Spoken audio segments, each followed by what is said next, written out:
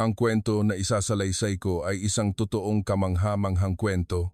Sa isang bansa sa Timog Amerika, may isang dalaga na tumatanggap lamang ng humigit kumulang 15 milyong piso bawat buwan at kailangan niyang magtrabaho bilang pulis at katulong sa isang hair salon.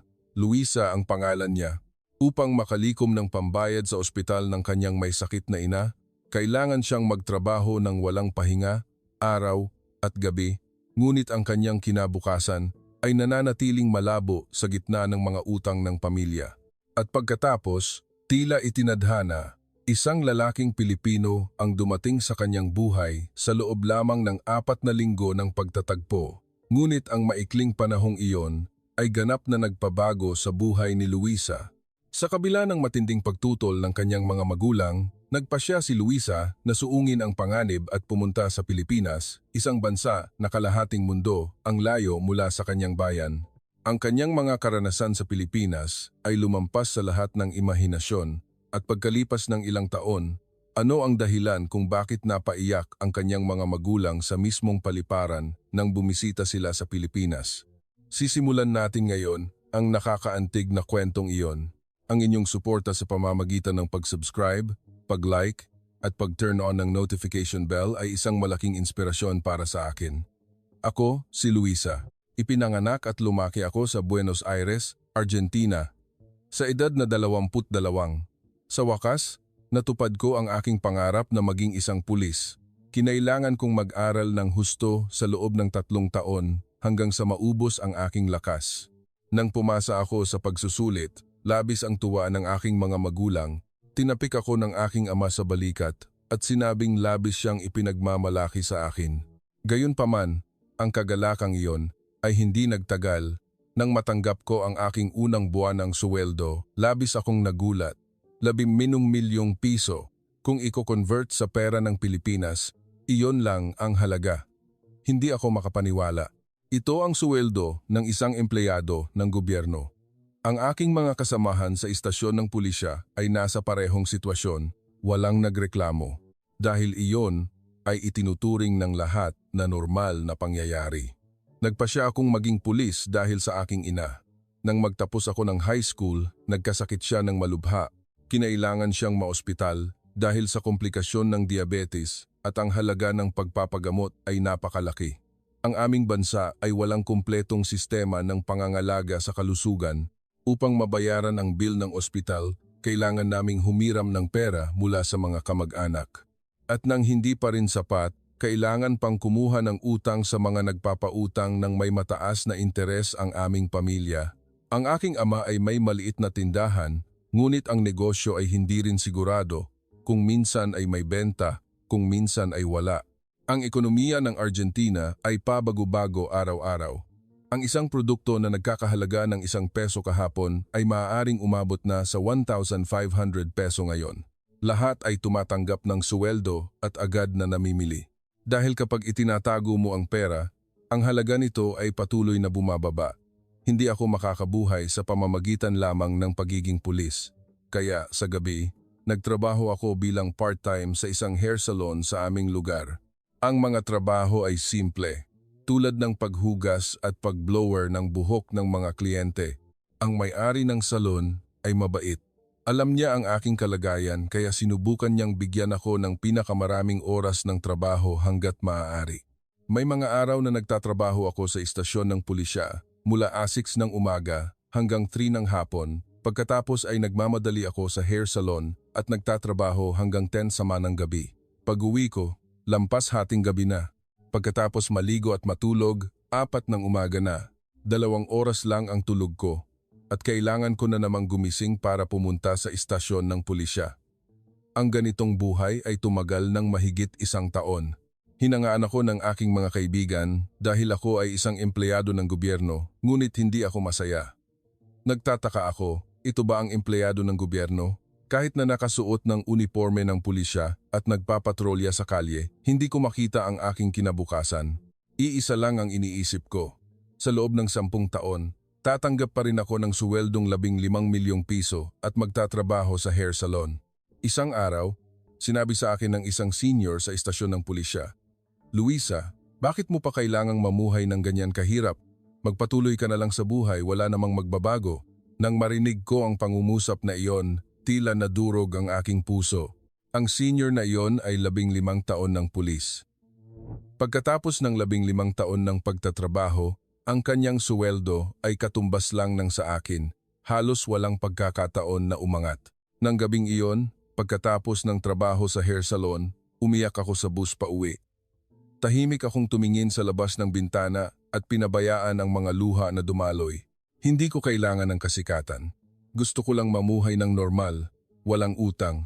Gusto kong hindi mag-alala tungkol sa upa ng bahay bawat buwan. Gusto ko na kapag nag-grocery, maaari akong maglagay ng mga item sa cart nang hindi tumitingin sa presyo. Iyon lang ang pangarap ko. Sinubukan kong hindi ipakita ang aking pagod sa harap ng aking mga magulang. Ang aking ina ay kailangang uminom ng gamot ng regular at ang aking ama ay nanghihina dahil sa pagbabantay sa tindahan.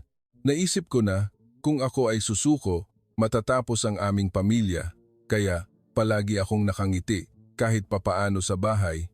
Sinubukan kong maging masaya. Ngunit sa tuwing tumitingin ako sa salamin, nakikita ko ang aking sarili na hindi pamilyar, ang mukha ng isang 23 taong gulang na babae na mukhang pagod na parang isang 30 gulang na babae. Nagsimulang lumabas ang mga kulubot sa paligid ng aking mga mata at marami na ring buhok ang nalalagas. Ang aking mga kaibigan ay mas sariwa at mas maganda kaysa sa akin. Pakiramdam ko, ako lang ang tumatanda. Gabi-gabi akong nagdarasal, Panginoon, bigyan mo po ako ng pagkakataon. Isang pagkakataon upang makawala sa impyernong buhay na ito. Naging masipag ako sa buhay, hindi ako tamad. Kaya, bakit ganito kahirap ang aking buhay? May nagawa ba akong mali? Walang sagot. Ngunit malapit ng pakinggan ang aking dasal, sa paraang hindi ko inaasahan, mangyayari iyon pagkatapos lamang ng 1 linggo. Biyernes ng gabi iyon, nagtapos ako sa trabaho sa hair salon at lumabas. Lampas Ilomsa ng gabi na. Kailangan kong maglakad ng mga 10 minuto patungo sa hintuan ng bus. Ang mga kalye ay tahimik, paminsan-minsan ay may ilang lasing na dumadaan, at mula sa malayo ay maririnig ang tahol ng aso. Ako ay pagod na halos pangatal na ngatal na akong maglakad. Ang aking mga paa ay nanghihina. Kailangan kong tumayo buong umaga sa istasyon ng pulisya at sa hair salon ay kailangan ding tumayo ng tuloy-tuloy. Ang aking takong ay gasgas na at bawat hakbang ay naglalabas ng tunog na krot-krot. Ang hintuan ng bus ay nasa harap na ng aking mga mata. Naisip ko na kailangan ko lang magtiis pa ng kaunti. Sa mismong sandaling iyon, biglang may narinig akong tunog na kotket mula sa itaas ko. Tumingala ako at nakita ko ang isang lumang bakal na karatula na nanginginig. Hindi ko alam kung dahil ba sa maluwag na tornilyo, ngunit ito ay lumulutang ng malakas sa hangin. Sa aking instinct, naramdaman ko ang panganib. Naisip ko na kailangan kong umalis agad, ngunit hindi sumunod ang aking katawan. Dahil sa labis na pagod, mabagal ang aking reaksyon. Ang karatula ay unti-unting kumakabig pababa at ako ay nakatayo lang doon at nakatingin dito. Sa mismong sandaling iyon, may humawak sa kamay ko at malakas na hinila ako. Natumba ako sa isang tabi at pagkatapos ay may malakas na kalabog na narinig. Bumagsak ang karatula at eksaktong nahulog ito sa posisyon kung saan ako nakatayo. Kung hindi ako nakaiwas, marahil ay malubha akong nasaktan. Ayos ka lang ba? Tanong ng isang estranghero sa akin sa Tagalog. Alam ko ang Spanish at English kaya sumagot ako sa English. Salamat. Kung wala ka, malaking problema na sana ang nangyari sa akin. Ang lalaki ay bihasang magsalita ng English. Mabuti naman, sigurado akong natakot ka ng husto. Sa sandaling ito, tiningnan ko siyang mabuti. Siya ay isang Asyano, mukhang Hapon o Chinese, may katamtamang tangkad at nakasalamin. Tiningnan ko ang backpack na suot niya. Hula ko ay isa siyang turista. Mukhang nasa 27,028 ang edad. Ako si Rafael, Rafi Cruz. Galing ako sa Pilipinas. Inilahad niya ang kanyang kamay para makipagkamay. Inilahad ko rin ang aking kamay. Ako si Luisa, taga rito ako. Maraming salamat talaga. Kasabay nito, dumating na ang bus. Kailangan kong sumakay sa bus na iyon. Iyan ang bus ko, sabi ko. At si Rafi ay sumasakay rin sa parehong bus. Pauwi na rin ako sa aking inn. Pwede ba tayong magsama? Sumakay kaming dalawa sa bus. Habang naghihintay sa hintuan ng bus, nagsimula kaming mag-usap. Ito ba ang unang beses mo sa Buenos Aires? Tanong ko. Tumango si Rafi. Oo, ngayon lang ako dumating. Plano kong maglakbay sa Timog Amerika sa loob ng halos 1 buwan. At ang Buenos Aires ang unang lungsod. 1 buwan? Nagulat ako. Ang haba naman ng bakasyon mo, ngumiti si Rafi. Binigyan ako ng kumpanya ko ng matagal na bakasyon. Gusto kong samantalahin ang pagkakataong ito upang tuklasin ang Timog Amerika, ang lugar na matagal ko nang pinangarap na mapuntahan. Nainggit ako, ang isang kumpanya na nagbibigay ng bakasyon sa empleyado nito ng 1 buwan ay siguradong napakagandang kumpanya. Dumating ang bus at sumakay kaming dalawa. Medyo kaunti ang tao sa bus. Magkatabi kaming umupo sa likod. Tumingin si Rafi sa labas ng bintana at nagsabi, "Gabi na pero marami pa ring tao, ano?" Sumagot ako, "Marami pa ring tao ang kailangang magtrabaho sa ganitong oras tulad ko." "Ano ang trabaho mo, Luisa?" Tanong ni Rafi. "Pulis ako," sagot ko. Nagulat si Rafi. "Talaga? Kung gayon, bakit ka nag-iisa sa bus sa ganitong oras?" Nag-alinlangan ako sandali, ngunit hindi ko alam kung bakit. Gusto kong sabihin kay Rafi ang totoo. Hindi sapat ang suweldo ng pulis kaya kailangan kong magtrabaho ng part-time sa hair salon. Kagagaling ko lang doon at pauwi na ako. Naging seryoso ang mukha ni Rafi. Sigurado akong napakahirap sa iyo. Hindi siya mukhang naaawa, kundi tila sinsero siyang nagsisikap na maunawaan. Nagbigay ako ng pilit na ngiti. Nasasanay na rin ako. Mahigit 1 taon na akong nabubuhay ng ganyan. Nagpatuloy kami sa pag-uusap. Tinanong ako ni Rafi tungkol sa mga lugar na dapat puntahan sa Buenos Aires at ipinakita ko sa kanya ang alam ko. Nakikinig siya ng maigi, nagtatala pa sa kanyang telepono. Sana si Luisa ang maging tour guide ko. Ngumiti siya at nagsabi, "Sa bus, natural kaming nagbahagi ng aming sariling mga kwento." Nagkwento si Rafi tungkol sa Pilipinas at ako naman ay nagsalita tungkol sa katotohanan sa Argentina. Lalo akong nagiging komportable. Para kaming magkaibigan na matagal nang magkakilala. Nang 3 stop na lang ang layo ng bus mula sa aking hintuan, nagsimula akong maghanda para bumaba. Tanong ni Rafi, "Saan ka nakatira, Luisa?" Sumagot ako, 3 stop pa. Sa sandaling iyon, biglang nagsalita si Rafi. "Gusto kitang imbitahan ng kape, pwede ba? Gusto kong pasalamatan ng maayos ang taong nagligtas sa buhay ko." Tiningnan ko ang orasan, malapit na ang hating gabi, ngunit ayaw kong tumanggi. "Sige, pero wala nang masyadong coffee shop ang bukas sa oras na ito." Nang sabihin ko iyon, nagtanong si Rafi, "May alam ka ba?" Nag-isip ako sandali. Kung bababa tayo sa 3 stop bago ang aking hintuan, may isang maliit na coffee shop na bukas hanggang gabi. Kung gayon, doon tayo bumaba, sabi ni Rafi. Nagulat ako. "Pero nasaan ang inn mo? Sabi mo ay pareho tayo ng ruta ng bus." Ngumiti si Rafi. "Ang inn ko ay mga 10 stop pa sa bus na ito. Pero ayos lang. Kung gayon ay baliktad na ang daan, hindi ba masyadong malayo?" Nag-aalala kong tanong. Umiling si Rafi. "Ayos lang. Gusto kong kausapin si Luisa. Maaari akong mag-taxi pa uwi." Naramdaman ko ang kanyang sinseridad. Handa siyang bumaba ng 10 stop na mas maaga sa kanyang inn para lang makipagkape sa akin. Nagsimulang bumilis ang tibok ng aking puso. "Sigurado ka bang ayos lang?" Tanong ko ulit. "Oo, sigurado ako," sagot ni Rafi nang may pagpapasiya. Sabay kaming bumaba sa bus 3 stop na mas maaga. Malamig ang hangin sa gabi. Habang naglalakad patungo sa coffee shop, sinulyapan ko si Rafi. Sino ang lalaking ito? Nakilala lang namin ang isa't isa sa loob ng 1 oras. Bakit napaka-komportable ko sa kanya? At bakit handa siyang lumiko mula sa kanyang ruta pauwi para lang maglaan ng oras sa akin? Dumating kami sa coffee shop, halos walang tao, at pumili kami ng isang mesa sa sulok. Umorder ako ng cappuccino at si Rafi ay nag-order ng cafe latte. "Kumusta ang Argentina sa paningin mo?" Tanong ko muna. Nag-isip si Rafi sandali at maingat na nagsalita. "Sa totoo lang, medyo natatakot din ako. Ang mga tao rito ay napakabait, ngunit narinig ko na hindi maganda ang seguridad. Sa katunayan, habang naglalakad sa kalye, medyo kinakabahan ako." Nagbigay ako ng pilit ng ngiti. "Tama, Pulis ako pero sa totoo lang, hindi maganda ang seguridad sa bansa namin, lalo na sa gabi, kailangan talagang mag-ingat.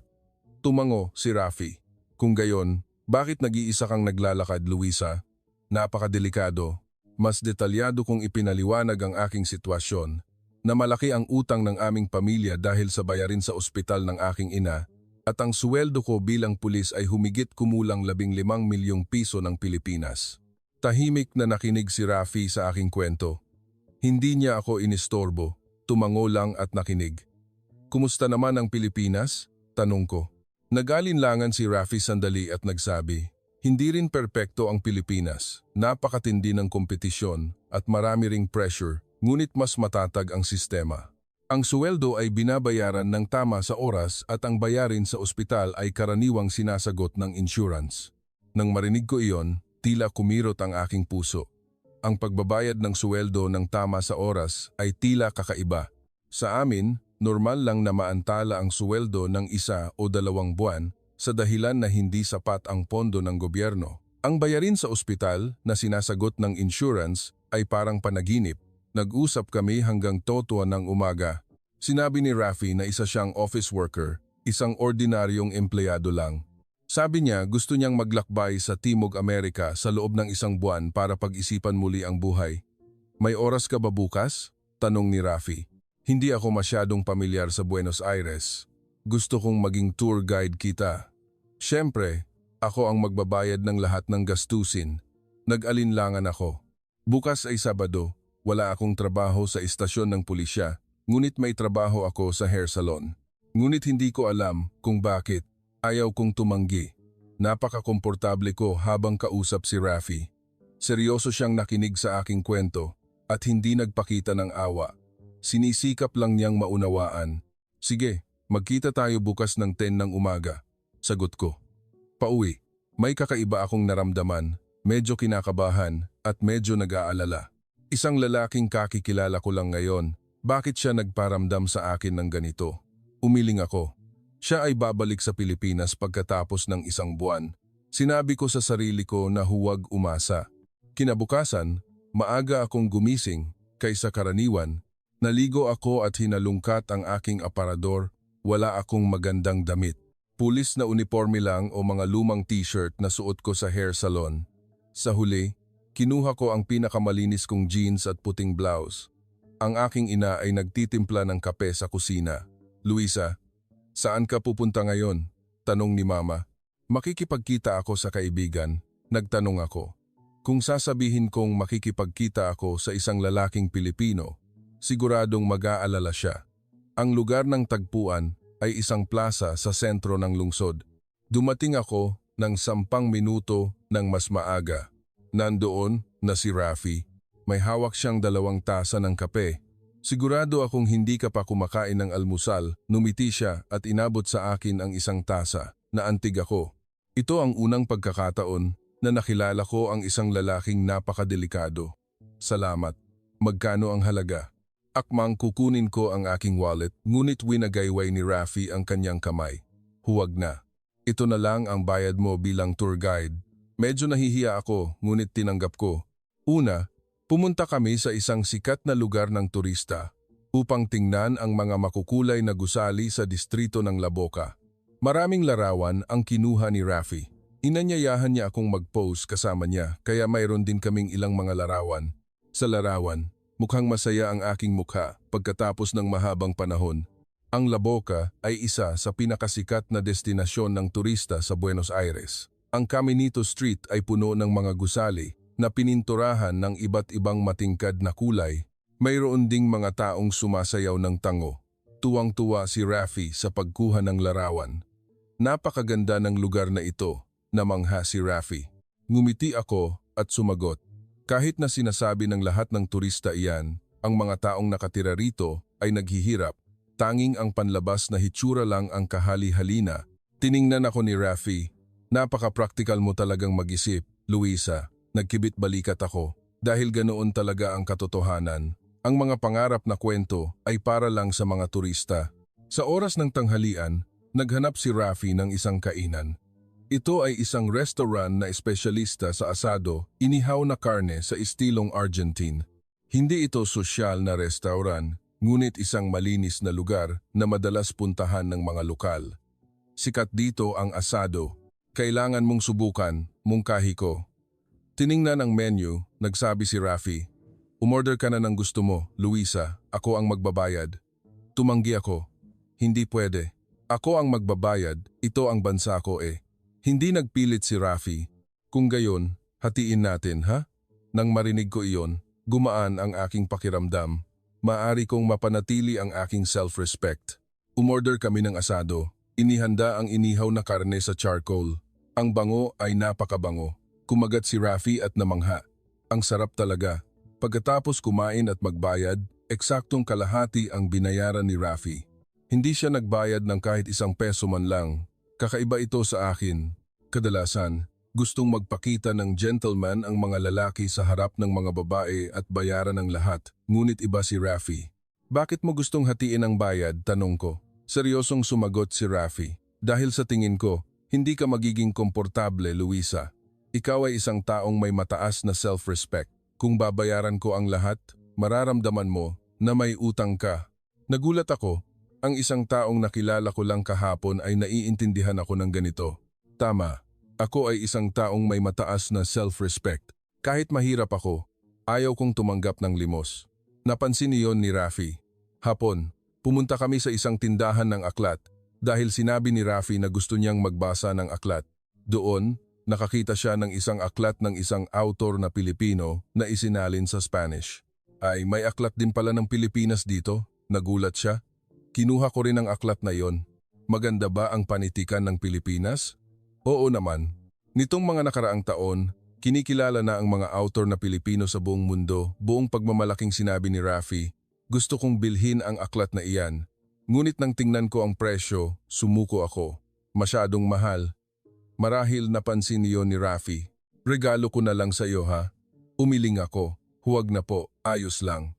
Ngunit sa daan patungo sa cashier, kinuha ni Rafi ang aklat na iyon. Sinubukan kong pigilan, ngunit tapos na siyang magbayad. Ito ay regalo. Basahin mo ito at isipin ng Pilipinas, wala na akong nasabi kundi pasasalamat. Gabi, umupo kami sa isang coffee shop. Maingat na nagtanong si Rafi, gusto mo bang umalis sa Argentina, Luisa? Taos puso akong sumagot, oo. Araw-araw iniisip ko iyan, pero saan ako pupunta? Wala akong pera, wala rin akong visa. Tumango si Rafi. Kung may pagkakataon, saan mo gustong pumunta? Nag-isip ako sandali. Isang lugar na ligtas. Isang lugar na maaari akong maglakad nang mag-isa sa gabi nang walang takot. Isang lugar na binabayaran ang suweldo ng tama sa oras at hindi nag-aalala tungkol sa bayarin sa ospital. Ang Pilipinas ay isang ganoong lugar, sabi ni Rafi. Hindi perpekto pero kahit papaano, garantisado ang pangunahing seguridad. Doon, ang isang babae ay maaaring pumunta sa convenience store nang mag-isa sa 12 ng hating gabi at ayos lang. Hindi ako makapaniwala. Talaga po? Tumango si Rafi. Sa pangalawang araw, magkasama rin kami. Tuwing magbibigay ng tip, maingat na itinatago ni Rafi ang resibo. Kapag sumasakay ng taxi, tinitingnan din niya ang metro. Tanong ko, bakit ka ganyan ka-meticulous? Sumagot si Rafi. Sa Pilipinas, natural lang iyan, ang eksaktong pagkuwenta ay isang paraan ng pagrespeto sa isa't isa. Ang pangungusap na iyon ay nag-iwan ng malalim na impresyon sa akin. Dito, ang pagtatrabaho ng walang kaayusan ay karaniwan, ang sobrang pera na may kaunting pagkakamali ay pinapalampas, at ang resibo ay karaniwang hindi ibinibigay. Ngunit kay Rafi, lahat ay kailangang eksakto. Sa pangatlong araw, dinala ko si Rafi sa pinakapaborito kong lugar, isang maliit na parke sa tabi ng ilog. Walang masyadong tao kaya napakatahimik. Umupo kami sa bench at pinanood ang ilog. Ano ang pangarap mo, Luisa? Tanong ni Rafi. Ngumiti ako ng pilit. Pangarap? Ano pa ang silbi niyan? Hindi rin naman matutupad. Seryosong sinabi ni Rafi. Kahit ganoon, kailangan pa rin magkaroon ng pangarap. Ito ang nagpapatuloy sa ating buhay. Nag-isip ako ng matagal at maingat na nagsalita, ang mamuhay ng normal, mamuhay ng masaya kasama ang pamilya ng walang utang, iyan ang pangarap ko. Hinawakan ni Rafi ang aking kamay. Ang pangarap na iyon ay tiyak na magkakatotoo. Gusto kong maniwala sa pangungusap na iyon, ngunit babalik na si Rafi sa Pilipinas pagkatapos ng isang buwan. Baka hindi na kami magkita pa. Sobrang lungkot ko sa katotohanang iyon, ngunit hindi ko ito sinabi. Gusto kong i-enjoy ang kasalukuyang sandali. Dumating na ang pangatlong gabi. Naglakad kami sa lungsod hanggang gabi. Pareho kaming hindi masyadong nagsasalita. Tila pareho kaming may gustong sabihin ngunit hindi makapagsalita. Hayaan mo akong ihatid ka sa inn mo, sabi ko. Sinabi ni Rafi na ayos lang, ngunit nagpumilit pa rin ako. Gusto kong makasama siya ng mas matagal pa. Ang kanyang inn ay nasa lumang distrito, sa araw ay maraming turista ngunit sa gabi ay napakatahimik. Pumasok kami sa isang maliit na eskinita, ang ilaw ng kalye ay kumukutitap, tila sira na. Biglang may ingay ng mga tao sa harapan, 3 lalaki ang lumabas, mukhang nasa early 20s at tila lasing. Lumapit ang isa sa kanila sa amin. Hoy! Kung gusto ninyong dumaan dito, kailangan ninyong magbayad ng bayad-daan. Kinabahan ako. Nasanay akong humawak ng ganitong mga sitwasyon sa training ng pulisya, ngunit kapag talagang nahaharap, natatakot pa rin ako. Itinulak ako ni Rafi sa likod niya. Magkano? Kalmadong tanong ni Rafi. 50 peso para sa dalawa, sabi ng lalaki habang tumatawa ng mapang-asar. Iyon ay isang malaking halaga. Para sa aming mga tao, iyon ang halaga ng pamumuhay sa loob ng isang linggo. Kinuha ni Rafi ang kanyang wallet. 10 peso lang ang mayroon ako. Tumawa sila ng malakas. Kung gayon, ibigay mo ang handbag at telepono ng babae na iyan. Mabilis ang tibok ng aking puso. Ang handbag ko ay may ID ng pulisya at ang telepono ay isang napakahalagang bagay para sa akin. Humakbang si Rafi. Hindi pwede. Iyon ay hindi pwede. Naging matigas ang kanyang boses. Lumapit sila ng may pagbabanta. Ano ang sinabi mo? Naglakas loob ka ba? Siya ay isang pulis, mariing sinabi ni Rafi. Ang ginagawa ninyo ay pagnanakaw. Ang istasyon ng pulisya ay 10 minuto lang ang layo. At kung tatawag ako ng pulis ngayon, matatapos na kayo. Nagulat ako. Hindi ko maintindihan kung bakit napakakalma ni Rafi. Tila naguguluhan din sila, nagpalitan ng tingin. Pulis? Tanong ng isang lalaki nang may pagdududa. Sinabi sa akin ni Rafi, Luisa, ipakita mo sa kanila ang ID ng pulisya mo. Nanginginig akong binuksan ang aking bag at kinuha ang ID ng pulisya. Nang makita nila ang ID ng pulisya, umatras sila. Pulis nga. Nagmura sila at naglaho. Sa sandaling iyon, nanlambot ang aking mga tuhod. Inalalayahan ako ni Rafi. Ayos ka lang ba? Nag-aalala niyang tanong. Tumango ako ngunit patuloy ang pagdaloy ng luha. Hindi lamang dahil sa takot kundi dahil labis akong naantig na pinrotektahan ako ni Rafi. Salamat. Kung wala ka, malaking problema na sana ang nangyari sa akin. Niyakap ni Rafi ang aking balikat. Ayos na. Tapos na ang lahat. Matagal akong umiyak sa kanyang bisig. Ang lahat ng pagod at takot na naipon sa loob ng mahabang panahon ay tila sumabog ng sabay-sabay. Pagkatapos kumalma, nagpatuloy kami sa paglalakad. Sa pagkakataong ito, pumili kami ng mas maliwanag na daan. Nang dumating kami sa harap ng inn, kinuha ko ang lahat ng aking lakas ng loob. Ayaw ko nang magtago pa. Rafi, tawag ko sa kanya. Oo, sabihin mo. Tiningnan niya ako. Huminga ako ng malalim at nagsabi, gusto kita. Mukhang mahal na yata kita. Nanlaki ang mga mata ni Rafi. Nagpatuloy ako sa pagsasalita. 3 araw pa lang tayong magkakilala. Kakaiba, hindi ba? Ngunit sigurado ako na hindi pa ako nakakakilala ng sinuman na katulad mo. Naiintindihan mo ako, nirerespeto mo ako, at pinoprotektahan mo ako. Hinawakan ni Rafi ang aking kamay. Mahal din kita. Luisa, seryoso siyang nagsalita. Mula sa unang sandali na nakita kita, alam ko na, naisip ko na, siya na iyon. Gusto ko ang iyong lakas at pagiging tapat. Nang gabing iyon, naghalikan kami. Isang mahabang halik sa maliit na eskinita, tila huminto ang mundo. Nagtataka ako kung karapat-dapat ba ako sa ganitong kaligayahan. Sabi ni Rafi, ika-cancel ko na ang lahat ng natitirang itinerary ko sa paglalakbay. Gusto kong manatili sa Buenos Aires sa loob ng 1 buwan para makasama ka. Nagulat ako. Pero ayaw mo bang tingnan ang ibang mga lungsod? Mas mahalaga ka, mariing sinabi ni Rafi. Pipiilin kita kaysa sa paglalakbay. Umiyak ulit ako. Sa pagkakataong ito, luha ng kaligayahan. Nang gabing iyon, nang umuwi ako, hindi ako makatulog. Mabilis ang tibok ng aking puso. Hindi ko kailanman pinangarap na mangyayari ito sa aking buhay. Si Rafi ang nagbigay sa akin ng pag-asa.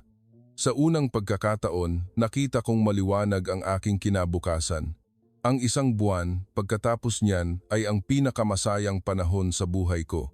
Talagang kinansela ni Rafi ang lahat ng kanyang itinerary sa paglalakbay at nanatili sa Buenos Aires. Halos araw-araw kaming nagkikita. Sa mga araw na nagtatrabaho ako sa istasyon ng pulisya, nagkikita kami pagkatapos ng trabaho. At sa mga araw na nagtatrabaho ako sa hair salon, naghihintay si Rafi sa isang coffee shop malapit doon.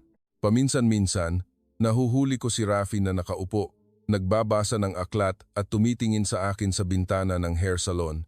Sa tuwing ganoon, umiinit ang aking puso.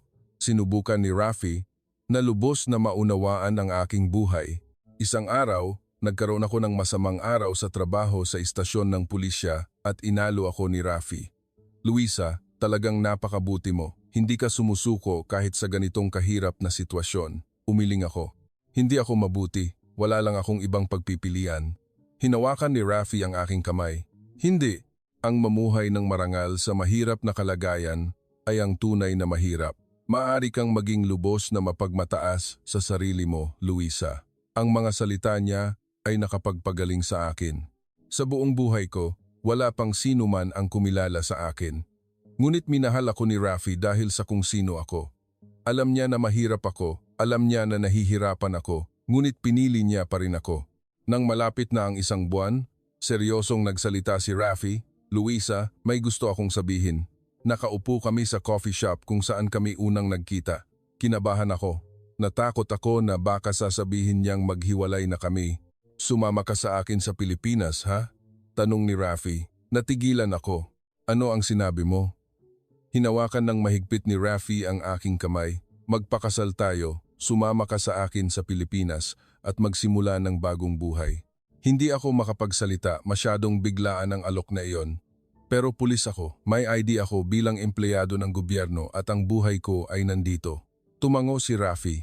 Alam ko na hindi ito madaling desisyon, kaya bibigyan kita ng oras. May mga magulang ka pa, may mga kaibigan, paano mo matatalikuran ng lahat para umalis? Sabi ko, hindi nagpakita ng pagmamadali si Rafi. Mag-isip ka lang ng dahan-dahan. Kailangan kong bumalik sa Pilipinas, ngunit maghihintay ako hanggang kailan mo gusto. Nang gabing iyon, hindi ako makatulog. Ang alok ni Rafi ay naglalaro sa isip ko. Ang pumunta sa Pilipinas ay nangangahulugang kailangan kong talikuran ang lahat sa akin. Ngunit ang manatili rito ay nangangahulugang kailangan kong mamuhay ng ganito kahirap sa buong buhay ko. Pagkalipas ng isang linggo, bumalik si Rafi sa Pilipinas. Umiyak ako nang maghiwalay kami sa paliparan. Hihintayin mo ba ako? Tanong ko. Ngumiti si Rafi at sumagot. Siyempre, hindi magbabago ang damdamin ko. Pagkaalis ni Rafi, nakaramdam ako ng kawalan. Ang isang buwan na magkasama kami ay parang panaginip, ngunit si Rafi ay patuloy na nakikipag-ugnayan araw-araw. Pagkagising sa umaga, may mensahe na siyang iniwan at sa gabi naman, nag-video call kami. Kumusta ang araw mo? Tanong ni Rafi at nagkwento ako tungkol sa aking araw. Napapagod ako, mahal.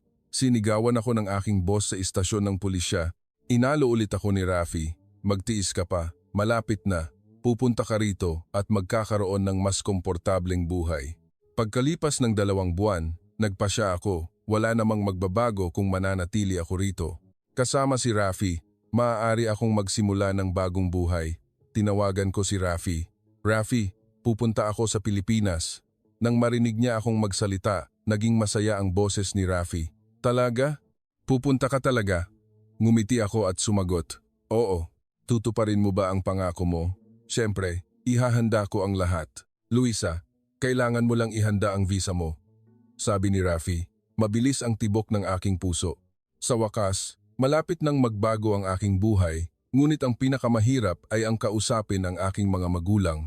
Pagkatapos ng mahabang panahon ng pag-aalinlangan, isang gabi, maingat akong nagsalita sa aking mga magulang. Mama, Papa, may gusto akong sabihin. Nakaupo sa sala, nanginginig ang aking boses. Pupunta ako sa Pilipinas. Nakilala ko ang isang lalaking Pilipino at nagpasya kaming magpakasal. Isang katahimikan ang bumalot. Ang aking ama ang unang nagsalita. Ano? Tiningnan ako ng aking ina nang namumutla ang mukha. Luisa, ano ang sinasabi mo? Ipinaliwanag ko ng detalyado mula sa simula kung paano ko nakilala si Rafi at kung ano ang nangyari sa loob ng isang buwan. Hindi pwede. Mariing sinabi ng aking ama. Susundan mo ang isang lalaki na ilang buwan mo palang nakikilala patungo sa isang lugar na kalahating mundo ang layo? Baliw ka ba? Ang aking ina ay umiyak. Luisa, pakiusap, maging matino ka. Paano mo malalaman kung mabuti siyang tao o hindi? Iyon ang reaksyon na inaasahan ko, ngunit masakit pa rin ang aking puso. Mabuti si Rafi, mahal niya ako, at nirerespeto ako ng totoo. Nagalit ang aking ama. Pag-ibig? Ilang buwan pa lang. Anong alam mo sa pag-ibig? Niloloko ka na anak. Hindi ako niloloko papa. Sincere si Rafi, pagkontra ko ngunit hindi nakinig ang aking ama. Hindi pwede. Habang buhay pa ako, hindi ko hahayaang umalis ka. Nang gabing iyon, umiyak ako ng mag-isa sa aking silid. Tinawagan ko si Rafi at ipinaliwanag ang sitwasyon. Tutol ng husto ang aking mga magulang. Ano ang gagawin ko? Kalmadong sinabi ni Rafi. Babalik ako. Makikipagkita ako ng personal sa iyong mga magulang at kukumbinsihin ko sila. Talaga po? Pero ang tiket sa eroplano ay napakamahal. Nag-aalala ako. Ngumiti si Rafi. Para kay Luisa, kaya kong gawin ang kahit ano. Ipapakita ko sa kanila ang aking sinseridad. Pagkalipas ng isang linggo, bumalik si Rafi sa Buenos Aires. Nakita ko siya sa paliparan at umiyak. Plan, naghirap ka ng husto dahil sa akin. Hinaplos ni Rafi ang aking buhok. Natural lang iyan. Dahil ikaw, Luisa, ang aking kinabukasan. Nang gabing iyon, pumunta si Rafi sa bahay namin. Magalang siyang bumati sa aking mga magulang. Kumusta po kayo, Mama at Papa? Ako si Rafael Cruz. Mahal ko po si Luisa. Malamig na sumagot ang aking ama. Ikaw ba ang lalaking gustong kunin ang aming anak? Yumuko si Rafi. Opo. Humihingi po ako ng paumanhin ngunit mahal ko po si Luisa at gusto ko po siyang panagutan habang buhay. Panagutan? Paano ka mananagot? Tanong ng aking ama. Kinuha ni Rafi ang mga dokumento na inihanda niya. Ako po ay isang office worker. Ito po ang aking Certificate of Employment at Bank Statement. Kapag dumating po si Luisa sa Pilipinas, inihanda ko po na maaari siyang mamuhay ng matatag. Tiningnan ng aking ina ang mga dokumento at nagulat. Ito ba ang suweldo mo sa isang buwan? Tumango si Rafi. Opo, sa Pilipinas, ito po ang average na suweldo. Maari ring makahanap si Luisa ng trabaho kung matututo siyang magtagalog. Nagdududa pa rin ang aking ama. Hindi ang pera ang problema. Kung ang aming anak ay pupunta sa isang banyagang bansa ng mag-isa, malungkot at mahirap, paano?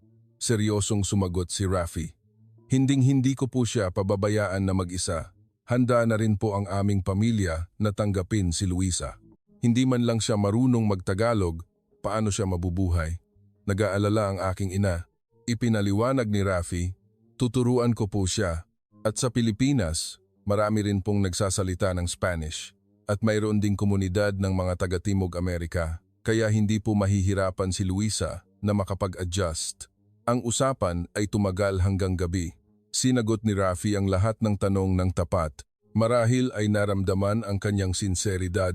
Dahan-dahang lumambot ang mukha ng aking mga magulang. Bigyan mo kami ng isang linggo. Sabi ng aking ama, kailangan din naming mag-isip. Sa loob ng isang linggo, araw-araw, pumupunta si Rafi sa bahay namin.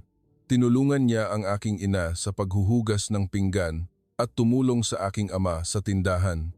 Nakita ng aking ama ang kasipagan ni Rafi. At unti-unting nagbukas ng loob. Mukhang maayos naman ang bata na iyon, narinig kong sabi ng aking ama sa aking ina. Tumango rin ang aking ina. Swerte si Luisa at nakilala niya ang isang ganyan. Pagkalipas ng isang linggo, pumayag ang aking mga magulang. Ngunit may isang kondisyon. Pagkatapos ng isang taon ng kasal, kailangan ninyo kaming imbitahan sa Pilipinas. Gusto naming kumpirmahin kung talagang maayos ang buhay mo. Niyakap ko ng mahigpit ang aking mga magulang. Opo, nangangako ako. Nangako rin si Rafi. Tiyak po na iimbitahan ko kayo. Ipapakita ko po sa inyo kung gaano kasaya ang buhay ni Luisa. Nang gabing iyon, napakasaya ko. Ang aking bagong buhay ay malapit nang magsimula. Pagkalipas ng 2 buwan, natanggap ko ang aking visa at nag-book ng tiket sa eroplano patungo sa Pilipinas. Nagsumite ako ng resignation sa istasyon ng pulisya at nagpaalam sa may-ari ng hair salon. Binati niya ako, "Luisa, mamuhay ka ng masaya." Umiyak ako ng husto nang magpaalam sa aking mga magulang sa paliparan. Tatawag ako ng madalas. "Huwag po kayong mag-alala, Mama, Papa." Umiyak din ang aking ina, "Kainin mo ang lahat at mag-ingat ka sa kalusugan mo."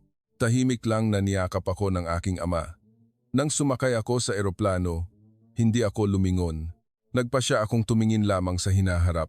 Hinawakan ni Rafi ang aking kamay, isang bagong simula. Tumango ako.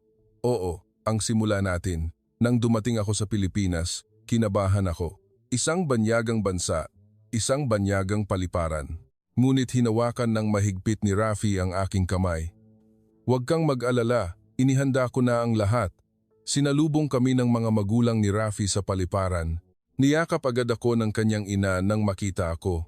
"Kumusta ka? Napagod ka sa mahabang biyahe?" Ang kanyang ama ay mainit din akong tinanggap. Ang aming manugang ay napakaganda. Ang bahay ni Rafi ay isang malinis na condominium.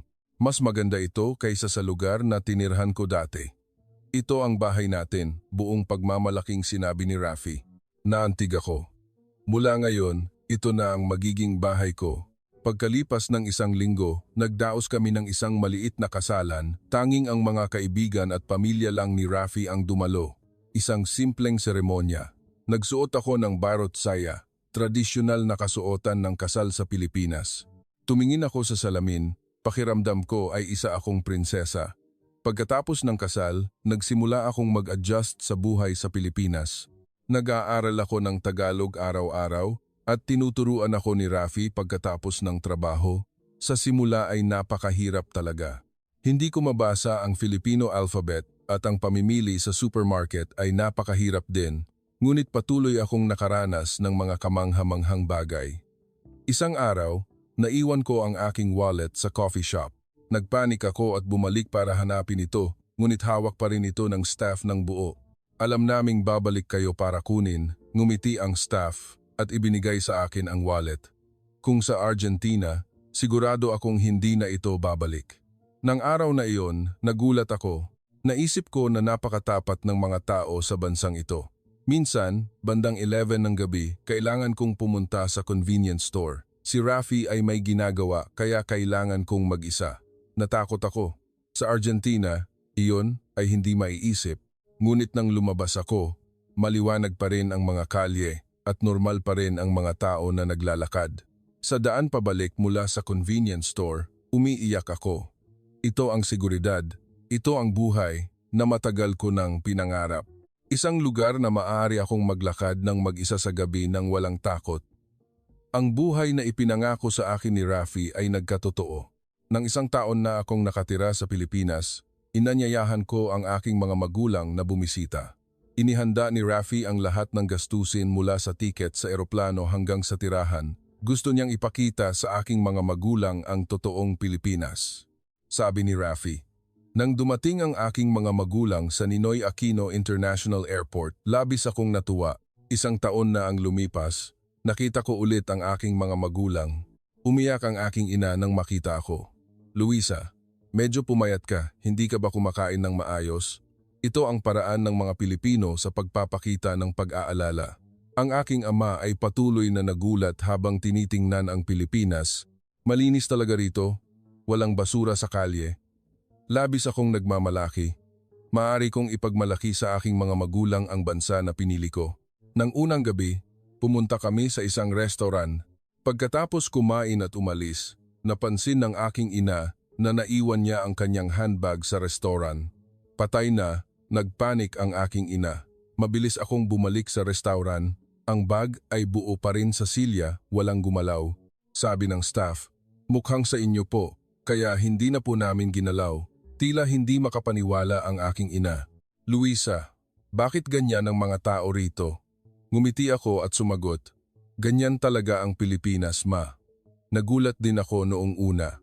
Sinabi ng aking ama kay Rafi, "Manugang, napakaganda ng bansang ito, lubos na naiiba sa bansa namin." Sa pangalawang araw, dinala ko ang aking mga magulang sa Rizal Park. Lampas ulumpong ng gabi, ngunit maliwanag pa rin ang mga kalye at maraming tao pa rin ang naglalakad. Nang makita ang mga dalaga na naglalakad ng mag-isa, nagulat ang aking ina. "Luisa, nag-iisa ang mga dalaga na iyon. Hindi ba delikado?" Nag-aalala ang aking ina. Ipinaliwanag ko, "Ligtas din dito sa gabi, ma. Araw-araw akong naglalakad sa gabi. Hindi pa ako nakaramdam ng takot." Nanginginig ang mukha ng aking ama. "Luisa," tawag niya sa akin. "Opo, papa." Nang sumagot ako, hinawakan niya ang aking kamay. "Napakalaking pasasalamat ko na makita kang nabubuhay sa lupain na ito ng walang takot. Tama ang pinili mo." Umiyak ako. Kinilala ng aking ama ang aking pinili. Si Rafi na nakatayo sa tabi ay nagpunas din ng luha. Umiyak din ang aking ina at niyakap kami. Ang aking mga magulang ay nanatili sa Pilipinas ng 1 linggo. Bumisita rin sila sa ospital at sumakay sa tren. Napakababa ng bayarin sa ospital dito. Nagulat ang aking ina nang ipinaliwanag ko ang tungkol sa sistema ng health insurance sa Pilipinas. Mas nagulat pa siya kung sa bansa namin, 10 beses pa ang halaga nito. Napabuntong hininga ang aking ama. "Luisa, hindi ka na mag-aalala kung magkasakit ka rito." Tumango ako. "Opo." Kaya, napakapanatag ng aking pakiramdam. Nang umuwi ang aking mga magulang sa paliparan, sinabi ng aking ina, "Luisa, mamuhay ka ng masaya. Ito na ang iyong bahay, huwag kang mag-alala." Nagpasalamat din ang aking ama kay Rafi. "Manugang, salamat sa pag-aalaga mo sa aming anak." Pagkatapos umuwi ng aking mga magulang sa Argentina, lalo akong naging sigurado sa aking pinili. Alam ko na ang pagpunta sa Pilipinas ang pinakamagandang desisyon sa buhay ko. Ngayon, talagang masaya ako. Sa 2nd taon ng aming kasal, may isang kamangha-manghang nangyari. Isang kasamahan ni Rafi ang nagtatrabaho sa isang istasyon ng radyo. Matapos marinig ang aming kwento, gusto niya itong i-feature sa kanyang programa. "Talagang nakakaantig ang kwento mo, Luisa. Maaari ka bang pumunta sa istasyon ng radyo at ikwento ulit?" Tanong ni Rafi. Nahihiya ako ngunit naisip ko na ito rin ay isang pagkakataon para mag-practice ng Tagalog kaya pumayag ako. Ang programa sa radyo ay live na ipinalabas. Nagtanong ang host, "Paano ka napunta sa Pilipinas?" Sumagot ako sa nanginginig na Tagalog. "Nakilala ko ang aking asawa at minahal ko siya. Ang Pilipinas ay isang ligtas at magandang bansa." Pagkatapos maipalabas ang programa, mainit ang reaksyon. Sabi ng mga tao na naantig sila sa aking kwento at pagkalipas ng 1 linggo, nakatanggap ako ng isang email. Galing ito sa isang kumpanya na nag-e-export ng nilalaman ng kultura ng Pilipinas patungo sa Timog Amerika. "Narinig namin ang panayam ninyo sa radyo, Ginang Luisa. Ang aming kumpanya ay naghahanap ng empleyado na mamamahala sa pagsasalin at subtitling ng Spanish. Gusto niyo po bang mag-apply?" Hindi ako makapaniwala. Isang job offer? Ipinakita ko kay Rafi. Nagulat din siya. "Luisa, napakagandang pagkakataon ito. Subukan mo." Kinabahan ako ng mag-interview. Ngunit ang mga interviewer ay napakabait. "Ano ang antas ng iyong Spanish?" Tiwala akong sumagot. "Iyon ang aking mother tongue. Maaari rin akong magsalita ng English. Gusto mo ba ng teleserye o Pinoy pop?" Tanong ng interviewer. Taos-puso akong sumagot. Pagkatapos kong makilala ang aking asawa, marami akong napanood, napaka-interesante. Gusto rin ng aking mga kaibigan sa Timog Amerika. Pagkalipas ng 1 linggo, natanggap ko ang notice ng pagkakatanggap. Labis akong natuwa. Binuhat ako ni Rafi. "Luisa, congrats. Napakaganda." Sa unang araw ng trabaho, kinabahan ako ngunit ang mga kasamahan ko ay mainit akong tinanggap. "Ate Luisa, narinig ko na ang radio program. Talagang nakakaantig. Maraming tao ang nakakaalam ng aking kwento. Ang aking trabaho ay isalin ang mga teleserye at entertainment show ng Pilipinas sa Spanish. Gumagawa ako ng subtitles upang madaling maunawaan ng mga manonood sa Timog Amerika. Sa simula ay napakahirap ngunit dahan-dahan, bumuti ang aking kasanayan. Nang dumating ang araw ng suweldo, tiningnan ko ang aking bank account at umiyak. Ang suweldo ko sa isang buwan ay mas malaki pa sa halaga na kinita ko sa loob ng 3 taon sa Argentina. Ang suweldo sa isang buwan ay mas malaki pa sa 3 taon ng pagtatrabaho, hindi ka panipaniwala. Agad akong nagpadala ng pera sa aking mga magulang. Mama, Papa, gamitin ninyo ang perang ito upang lumipat sa isang mas magandang bahay. Tumawag ang aking ina at umiyak. Luisa, iyo bang lahat ang perang ito? Buong pagmamalaki akong sumagot. Opo, pera po na kinita ko. Pagkalipas ng 6 na buwan, tumaas pa ang aking suweldo. Kinilala ng kumpanya ang aking kakayahan. Nauunawaan ko ang merkado sa Timog Amerika at ang aking pagsasalin ay napaka-eksakto. Pinuri ako ng aking boss. Dahil kay Luisa, tumaas ang viewership sa Timog Amerika. Pagkalipas ng 1 taon, binilhan ko ang aking mga magulang ng isang bagong bahay sa Argentina. Nabayaran ko na rin ang lahat ng utang nila. Ang bayarin sa ospital ng aking ina ay sinasagot ko na rin. Sabi ng aking ama sa telepono, Luisa, iniligtas mo ang buong pamilya namin. Umiyak ako. Ang katotohanan na ako, na dating pabigat sa pamilya, ay maaari nang tumulong sa aking mga magulang ay labis na nagpapasaya sa akin. Nakatayo si Rafi sa tabi ko at niyakap ako. Luisa, talagang napakabuti mo. Ang bagong bahay ng aking mga magulang ay nasa isang magandang lugar sa Argentina. Nagpakita ng pagmamalaki ang aking mga magulang sa mga kapitbahay. Ang aming anak na babae ay nagtagumpay sa Pilipinas. Mayroon kaming manugang na Pilipino. Naging sikat ang aking mga magulang sa lugar, tinatawag silang mag-asawang may manugang na Pilipino. Naiinggit ang mga kaibigan ng aking ina. Aba, napakaswerte ng anak mo. Sana ang anak ko rin ay makakilala ng isang lalaking Pilipino. May isang kaibigan pa na nagsabi sa kanyang anak, bakit hindi mo mahalin ang isang lalaking Pilipino? Tignan mo si Luisa, ganap na nagbago ang buhay. Tumawa ang aking ina at nagkwento sa telepono. Dahil sa iyo, nirespeto ako ng lahat sa lugar. Labis akong nagmamalaki. Napatunayan ko na tama ang aking pinili. Paminsan-minsan, nakikipag-ugnayan sa akin ang aking mga kaibigan sa Argentina. Luisa, gusto mo ba sa Pilipinas? Gusto ko ring pumunta roon. Taos puso akong sumagot. Oo, gusto ko, pero hindi madali. Kailangang matuto ng wika at iba rin ang kultura. Ngunit kung magsusumikap ka, ito ay isang bansa na maraming oportunidad. Sa aking kumpanya, patuloy akong na-promote. Pagkalipas ng 2 taon, naging head of the South American Business Group ako. Mayroon na akong mga empleyado sa ilalim ko, parehong Pilipino at banyaga. Isang araw nang nag-interview ng mga bagong empleyado, may isang dalaga na taga-Argentina ang dumating. Ate Luisa, labis akong humahanga sa iyo. Gusto ko ring maging katulad mo, sabi ng dalaga. Naantig ako. Naging huwaran ako ng isang tao. Sa 3 taon, inanyayahan ko ulit ang aking mga magulang sa Pilipinas. Sa pagkakataong ito, nanatili sila ng 1 buwan. Bumisita ang aking ama sa aking kumpanya at umiyak. Luisa, hindi ko inakala na magtatrabaho ka sa isang malaking kumpanya na tulad nito. Nagulat ang aking ina nang makita ang aming bahay. Lumipat kami sa isang mas malaking kondominium. Luisa, bahay mo ba ito? Ngumiti ako at sumagot. Opo, sa amin po ni Rafi. Talagang mahal ng aking mga magulang si Rafi. Manugang, maraming salamat talaga. Binago mo ang buhay ng aming anak. Mapagpakumbabang sumagot si Rafi.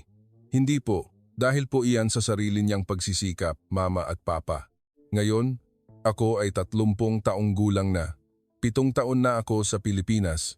Ang pagtingin sa lahat ay parang isang panaginip. Mula sa isang babae na tumatanggap ng sweldong 15 milyong piso at nagtatrabaho ng part-time sa hair salon. Ngayon, ako ay head na ng isang malaking kumpanya. Mayroon na rin akong anak, isang magandang anak na babae na ang pangalan ay Sofia. Mayroon din siyang pangalan na Pilipino na Maya. Nag-aaral si Maya ng Tagalog at Spanish. Nagsasalita ako sa kanya ng Spanish at sumasagot si Rafi sa Tagalog. Paminsan-minsan, sinasabi ko kay Maya. Noong una, nahirapan ang mama pero hindi siya sumuko. Kaya, ngayon ay masaya ang mama. Tanong ni Maya, gustong-gusto mo ba sa Pilipinas, ma? Ngumiti ako at sumagot, oo naman. Ang Pilipinas ang bansang nagbigay sa akin ng pag-asa. Naglalakad pa rin ako gabi-gabi. Gusto kong maglakad ng mag-isa sa condo complex. Ang pakiramdam ng seguridad na naramdaman ko noong una akong dumating sa Pilipinas, 7 taon na ang nakakaraan, ay nananatiling buo. Ayaw kong kalimutan kung gaano kahalaga ang makapaglakad ng walang takot. Ngayon, napaka-komportable na ng buhay ng aking mga magulang. Malakas ang aking ina at nagretiro na ang aking ama sa tindahan. Namumuhay sila ng masagana dahil sa perang ipinapadala ko. Bawat buwan, nag-video call kami upang makita ang isa't isa. Luisa, ipinagmamalaki ka ni Papa. Sa tuwing naririnig ko ang aking ama na magsalita na antig ako, mahal pa rin ako ni Rafi tulad noong una. Ang makilala ka ang pinakamalaking suwerte sa buhay ko, sabi niya. Sumasagot din ako rin. Iniligtas mo ang buhay ko. Paminsan-minsan, bumibisita pa rin kami sa Argentina. Gusto kong ipakita kay Maya ang bayan ng kanyang ina. Habang naglalakad sa mga kalye ng Buenos Aires, bumabalik ang mga alaala. Nang tumayo ako sa harap ng hintuan ng bus, kung saan kami unang nagkita ni Rafi, nagiging sariwa ulit ang damdamin. Dito nagsimula ang ating tadhana. Sabi ko at ngumiti si Rafi. Kung hindi bumagsak ang karatula na iyon, ano kaya ang mangyayari? Hinawakan ko ng mahigpit ang kanyang kamay. Magkikita pa rin tayo. Dahil iyon ang tadhana. Ang aking kwento ay parang isang himala, ngunit ito ay totoo. Ang kwento ng isang pulis na taga-Argentina na tumatanggap ng suweldong 15 milyong piso ay nakahanap ng bagong buhay sa Pilipinas. Hindi lamang ito ang aking kwento. Ito ang pagkakataon na ibinigay sa akin ng bansang Pilipinas at ang resulta ng pagtitiwala ni Rafi sa akin. Kahit ngayon habang nagtatrabaho ako sa Pilipinas, iniisip ko pa rin na napakabuti na hindi ako sumuko sa aking pangarap, napakabuti na naglakas loob akong pumunta sa isang bagong lugar at higit sa lahat, napakabuti na naniwala ako at sinundan ang pag-ibig. Gusto kong sabihin sa mga nakikinig sa aking kwento na ang buhay ay hindi mahuhulaan. Ngunit kapag dumating ang pagkakataon, kung maglakas loob kang hawakan ito, ang iyong buhay ay maaaring magbago tulad ng sa akin. Ngayon, talagang masaya ako at patuloy kong iingatan ang kaligayahang ito magpakailanman. Kumusta ang kwento ngayon? Kung nagustuhan mo ang kwentong ito, paki-subscribe, like, at turn on ang notification bell para sa mas maraming kwento.